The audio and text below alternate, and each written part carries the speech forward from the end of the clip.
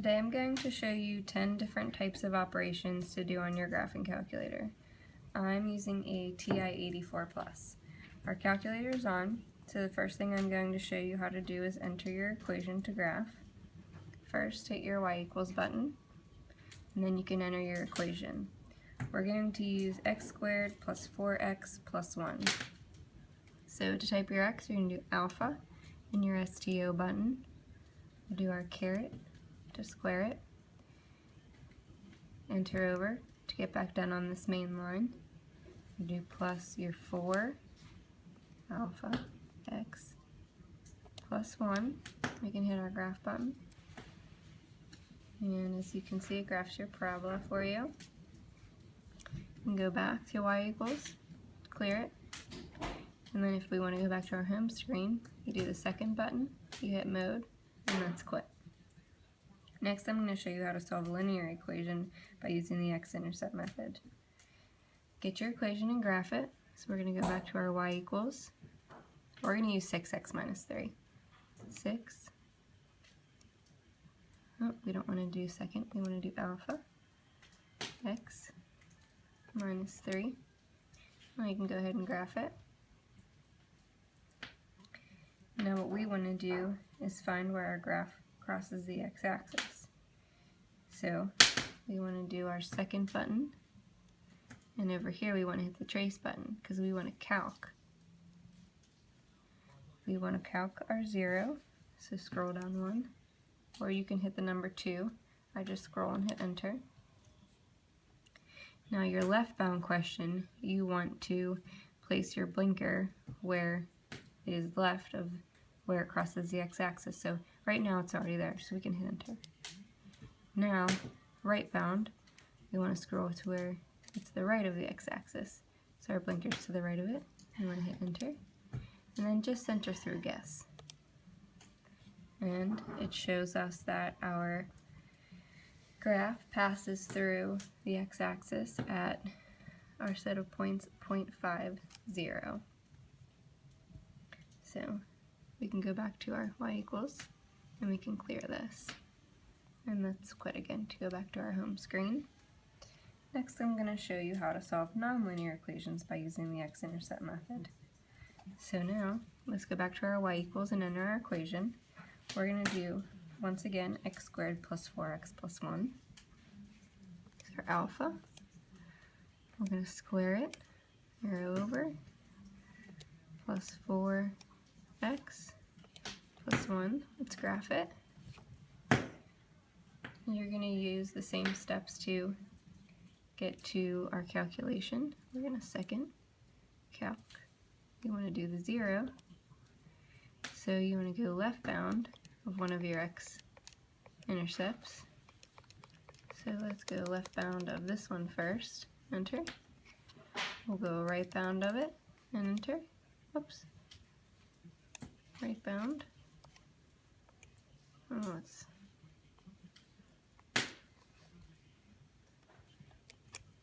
left bound, right bound, and then enter through guess, and that gives you one of your x-intercepts. It's negative 3.732051, and your y is 0.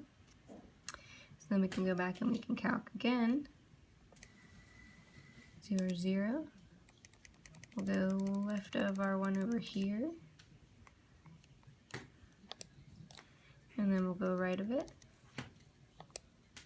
and then enter through guess, and we get our x-intercept there, negative 0.267949220. So then we got our two x-intercepts there. So let's clear that. The next thing I want to show you how to do is to create a scatter plot. So we have to make sure everything's cleared out of our y equals screens. And then we're going to click over here, hit your stat button. We're going to edit. And here we have our input columns. We can just center through. As an example, we'll just do 1, 2, 3. You can scroll over, 4, 5, oops, 5, And if you do make a mistake, you can scroll right over to what you didn't want, and you can hit this delete button. 6, and then we can graph.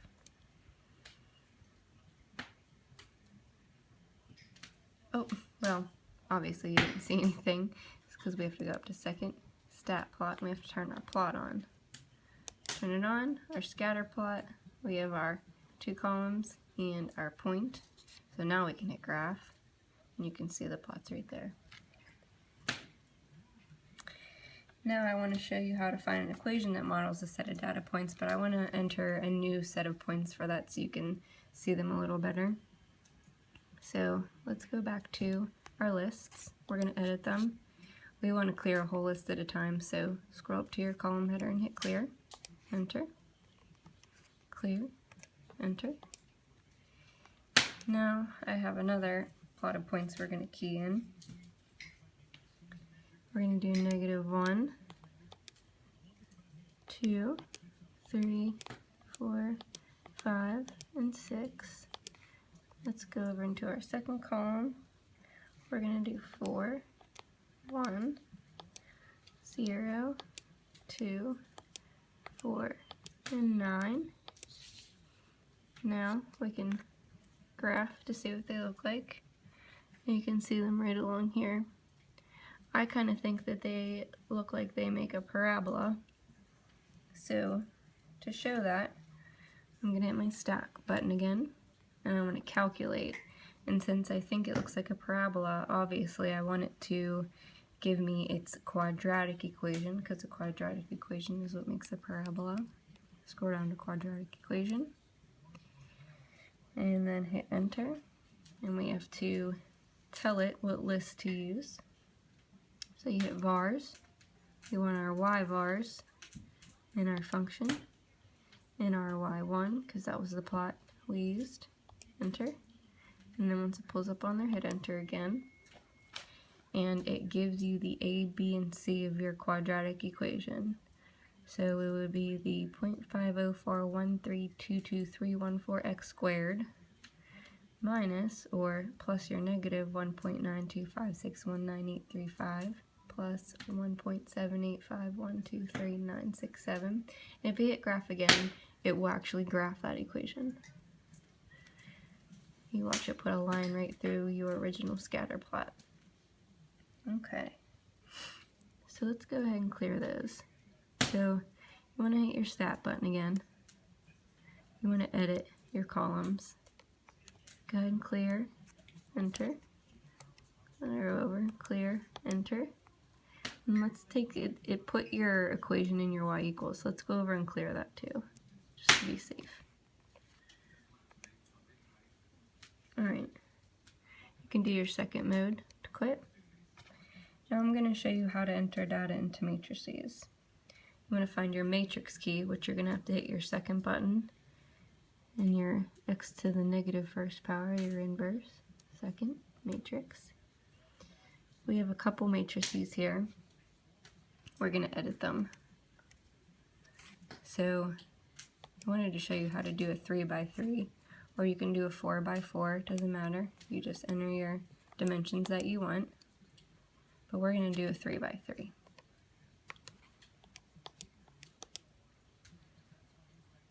So the data I'm going to enter here is already in here, but I'll show you. 1, 2, 3, 2, and we want to do a -2. Make sure you hit the negative sign and not the minus button over here. 1, 3, 1. We're going to do another -2. So now you can quit and go back to here, and if you wanted to see your matrix, you could hit that matrix button again. So we do second, and then here. You can just enter on it, and you can hit enter here, and it shows you your matrix. Now I want to show you how to do operations with your matrices. So let's go back into our matrix screen. Let's go down here to 3. We want to edit it. We already have our 3x3 in there. we're going to add. So we're going to have the same size matrix as our original A matrix. Let's put in some values. I'm going to do 7, -3, 2, 4, -5, 3, 0, 2, and 1. So now, let's go back to our main screen. I'm going to clear this out here. Let's do second, our matrix. Go ahead and choose your A matrix. And then we can hit our Add button. And then go ahead and choose your C matrix. And you can enter. And that is your matrix A plus your matrix C. We can also subtract them. Same process. Second, A minus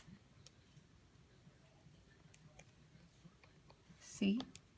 And there you go. Next, let's clear these out. I want to show you how to find the future value of a lump sum.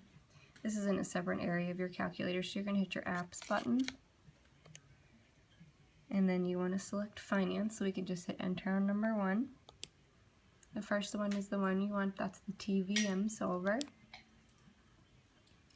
So if we invested $10,000 at 9.8% compounded quarterly for 17 years, we want to find the future value of that lump sum. So N is your number of periods. If it's compounded quarterly for 17 years, we would like to do 17 times 4.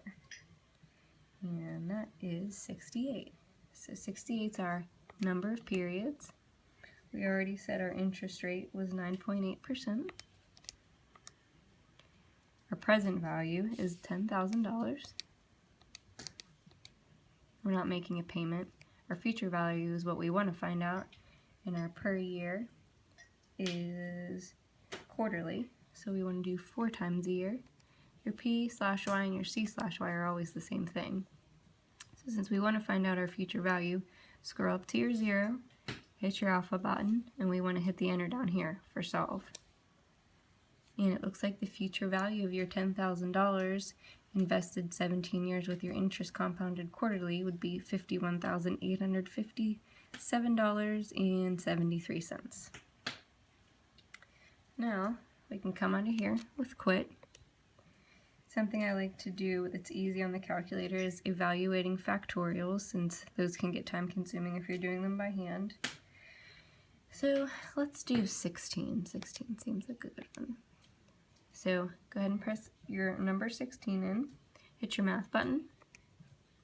We want to arrow over to our PRB menu, and then scroll around to your exclamation point. You can either hit 4 or you can hit enter. And once you have your exclamation point in there, you can hit enter, and there's your answer. You can do the same thing with smaller numbers too, and it makes the answer a little bit easier to read. Scroll over to your PRB. Oh, that's not what we wanted to do. You don't want to hit enter on there. You want to use the scroll to use that menu.